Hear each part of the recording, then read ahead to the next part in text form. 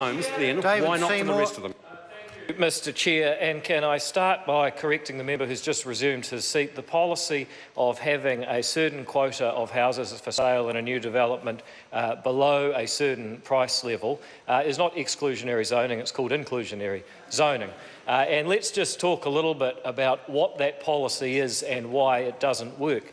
The best summary of inclusionary zoning is that it is a narrow tax designed to achieve a broader public policy purpose.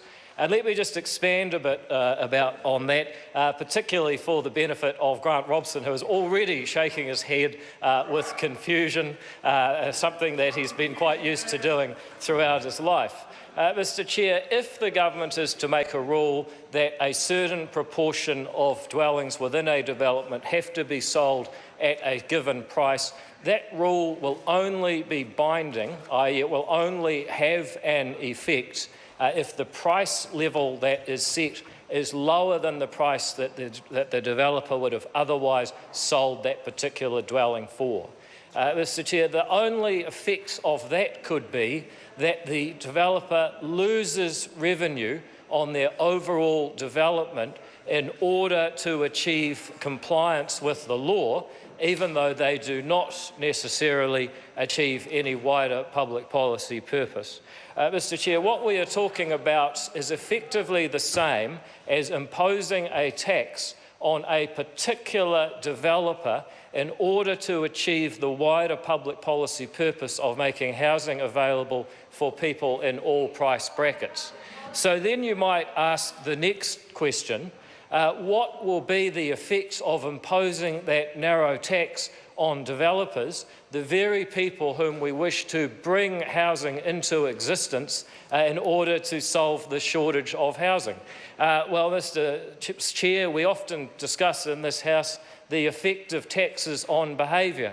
And we often hear from the other side of the House that we should have higher taxes on bad things such as tobacco, because when taxes are higher, less of the behaviour that is taxed will take place. On this side of the House, Mr Chair, where we respect savings, investment and hard work, we often lament that high taxes discourage those activities. But Mr Chair, if we follow the consistency of principle that both sides of the House sign up to at different times, then having a tax on developers could only lead to, wait for it, less development. This is how stupid the policy of inclusionary zoning is. It deliberately imposes a discouragement, a tax on the very people that society needs to bring forth housing development in an effort to bring forward more housing development for the people who need it most. Only Materia Ture, who's just told me that she didn't pay attention in fifth form economics, could bring a supplementary order paper to the House tonight that will have precisely the opposite effects of the intention that she purports it to have. And as I've said in this House, it seems like too many times in the short time I've been here, Mr Chair, it is not good enough to make public policy with good intentions. Sometimes the softness of the hearts of the people making these proposals extends all that softness all the way up to their heads, Mr Chair. We need to properly analyse the outcomes and effects of public policies rather than purely their intentions. And the intention of inclusionary zoning will not be matched by its outcomes.